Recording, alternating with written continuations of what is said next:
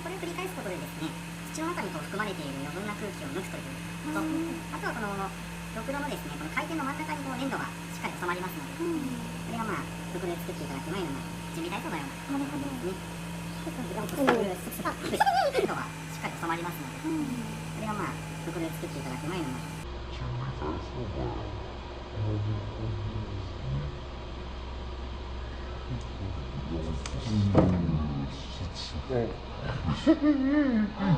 まずいところから一番いいシーン撮れたらしい、珍しいシーン。暴れてたからね。暴れてたね。ちょっと一回。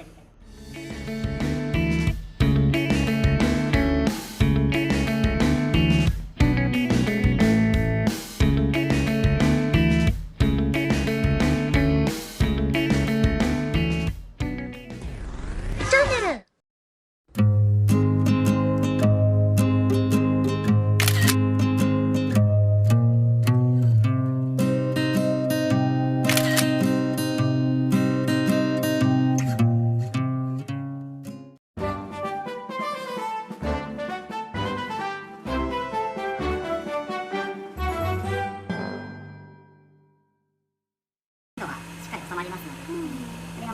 袋で作っていただく前の準備体操のような感じですね。